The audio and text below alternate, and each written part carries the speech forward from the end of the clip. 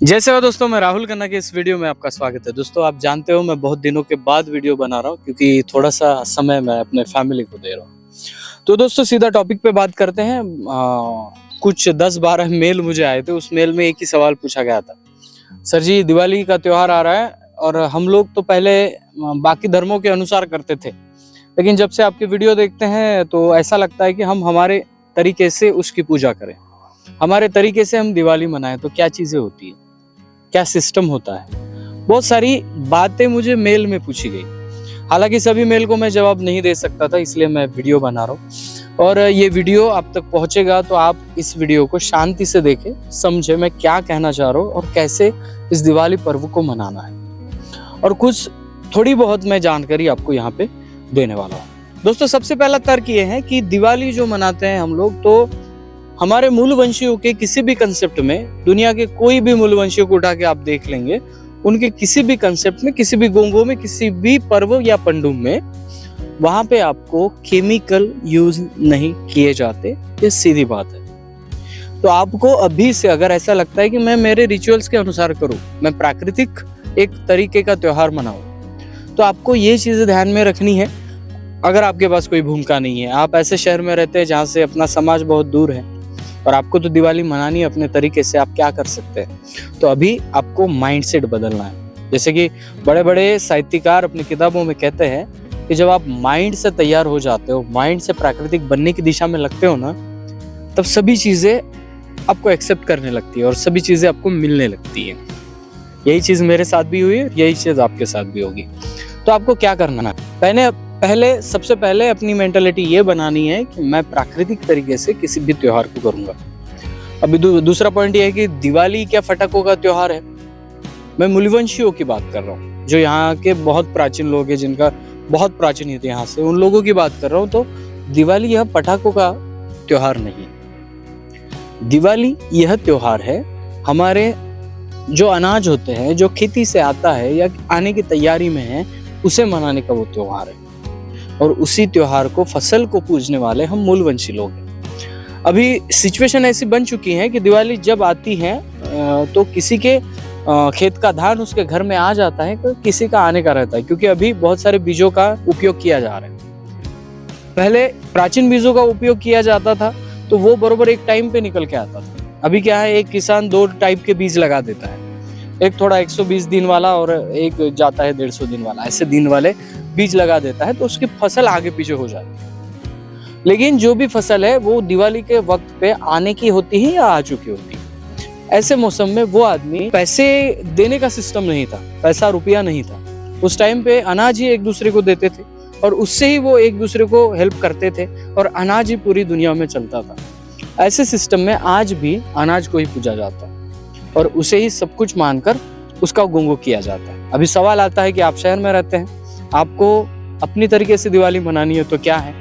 सीधा कुछ घटक है, तत्व है जो गोंगो में यूज किए जाते हैं, जो केमिकल नहीं है। एक हल्दी जो कि खेतों से आती है, एक चावल जो कि खेतों से आता है, जो राड़ आप लेते हैं, पैकेट वाला मत ले, कोई गांव रूरल आदमी बेच रहा है उसके साथ से राड़ ले ले, तो वो राड़ भी प्राकृतिक होता है क्योंकि पेड़ के डिंक से वो बन जाता है।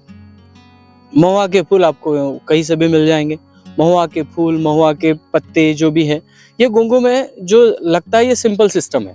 इन पत्तों को आप डाल सकते हैं, वहां पे चावल, हल्दी, महुआ के फूल चढ़ा सकते हैं, अपने पूर्वजों को नमन कर सकते हैं। दूसरी बात यह है कि आप अपने पुरखाओं से पूछे, भले ही आप शहर से हैं, लेकिन कोई बुजुर्ग व्यक्ति फैमिली में होंगे तो उनको कॉल करिए और पूछिए कि कैसी दिवाली मनाई जाती थी। कैसे कि जैसे कि मैं बता रहा हूँ, अलग अलग तरीके से, अलग अलग ढंग से दिवाली मनाई जाती है। मैं यहाँ से अगर एक ही रीत बताऊंगा ना, वो गलत होगा, क्योंकि बहुत सारी सिस्टम में कहीं पे अनाज को लेकर, अनाज को सामने रख के दिए जलाए जाते हैं, कहीं पे महुआ के तेल के दिए जलाए जाते हैं, कहीं पे दिवाली घर में नहीं तो खेत में मनाई जाती है, जहाँ पे खरा बोलते हैं हम लोग, जिस खरे पे वहां पे धान को निकाला जाता है, उस खरे पे जाके सब लोग वहां पे नृत्य करते, नाचते। अलग अलग प्रकार के त्योहार यहाँ पे हैं, दिवाली का एक रूप नहीं नजर आता है।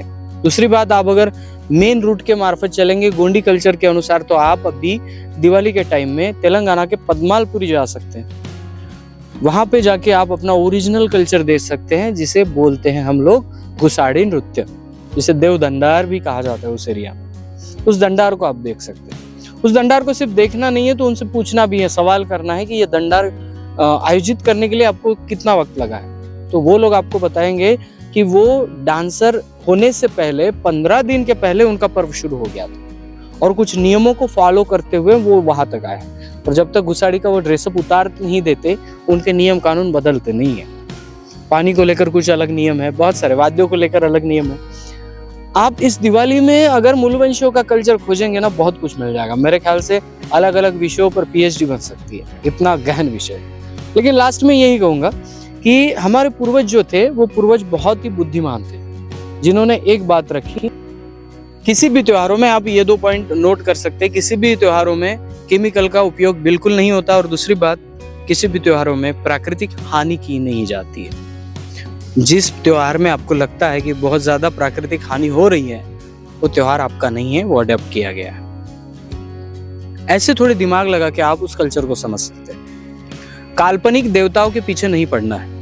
काल्पनिक जो देवताओं के हम फोटो लगाते हैं, उनको नहीं पढ़ना है। आप जब फोटो लगाते हैं ना एक चीज का, पर्टिकुलर चीज का, तो आप उसको वो ही मान लेते हैं। लेकिन ट्राइबलों के पेन स्थल पे जाएंगे ना, आपको फोटो ना मिलेगा और कोई मूर्ति नहीं मिलेगी। इसका कारण क्या है कि प्रकृति की ऊर्जाओं का कोई आकार नहीं है। उस ऊर्जाओं को हम एक पेंटिंग में आकार में नहीं बांध सकते। अगर हम ऐसा कर सकते हैं, अगर हम ऐसा करेंगे, तो सवाल ये पैदा होता है कि क्या वो ऐसे ही था, और फिर हमारी जो तर्क शक्ति है वो शून्य हो जाती है, उसी पे जाके अटक जाती है उस फोटो पे। तो सिस्टम क्या करना है? सिस्टम ये करना है कि आप उस निराकार ऊर्जा के स्रोतों को मान रहे हैं ना, तो उसे उसी ढंग से मानिए, उसी ढंग से उस पर श्रद्धा कीजिए, हो जाएगा। क्योंकि ये गोंगस सिस्टम, ये सभी सिस्टम मैं जो बता रहा हूँ, ये अलग अलग क्षेत्रों में थोड़ा अलग अलग ढंग से पाई जाती है। तो मैं एक क्षेत्र के लिए तो वीडियो बना ही नहीं रहा हूँ, तो सभी के लिए बना रहा हूँ। तो आप, अगर आपके पास कोई भूमिका नहीं है, बताने वाला नहीं है, फिर भी ये लॉजिक तो आप लगा सकते हैं। ठीक है, आपके बच्चे स्कूलों में जाते हैं, आते हैं, तो बाकी बच्चों जैसा अब उनको भी फटाके फोड़ना है, वगैरह वगैरह करना है, तो आप पहले साल उनको समझा तो सकते हैं कि बेटा देखिए, हम मूलवंशी लोग हैं, हम प्रकृति को बचाते हैं, पेड़ों को बचाते हैं, तो क्या हम ज्यादा हानि करेंगे? क्या हम ज्यादा केमिकल का उपयोग करेंगे? ये धीरे धीरे आप उनको बताते चलिए। 1 साल नहीं, 2 साल नहीं, तीसरे साल में वो आपकी बात मानने लगेंगे। नहीं पापा बराबर कह रहे हैं, क्योंकि बाकी लोग तो पेड़ों की कटाई कर ही रहे हैं ना, हम अगर उसको बचाने की सोच रहे हैं, तो इसमें गलत क्या है? ये सब चीजें हैं।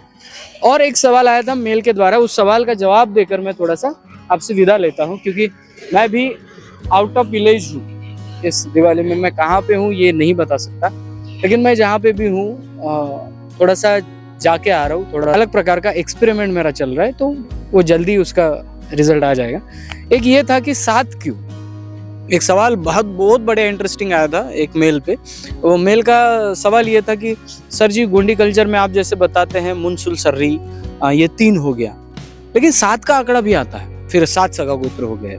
या फिर शादी में जब भंवर लेता है, दूल्हे दुल्हन दाई भंवर लेती है तो 7 ही लेती है, तो 7 का क्या माजरा है? तो एक्चुअली ये माजरा समझने के लिए आपको फिर से अश्मयुगीन काल की तरफ आना पड़ेगा, जब वो समय ऐसा था कि पत्थर और पेड़ ही थे इंसान को कुछ करने के लिए। तब इंसान ने लकड़ियों के और पत्थरों के औजार बनाए थे।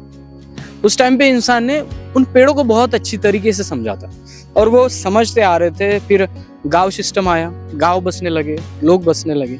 फिर भी यह रीत एक चलती आ रही थी कि एक पेड़ को महत्वपूर्ण माना जाता था एक गांव के पास, और उसी पेड़ के इर्द गिर्द शादी हो जाती थी। पेड़ को बड़ा माना जाता था। ये क्यों माना जाता था? क्योंकि कोई भी पेड़ इन 7 चीजों से ही बनता है।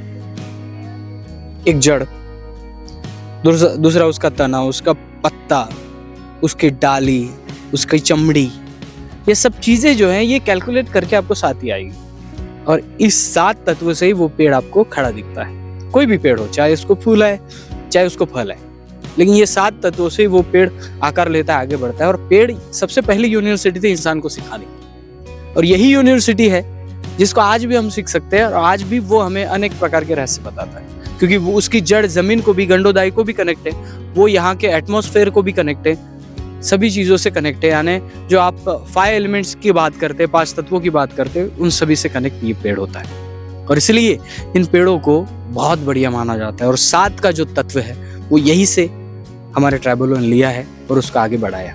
अभी हम मंडा गाड़ देते हैं, लेकिन इसके पहले उसी पेड़ के सामने खड़ा रहकर वो गोंगो किया जाता था और भवर लिया जाता था। यही 7 का सिंपल मतलब है।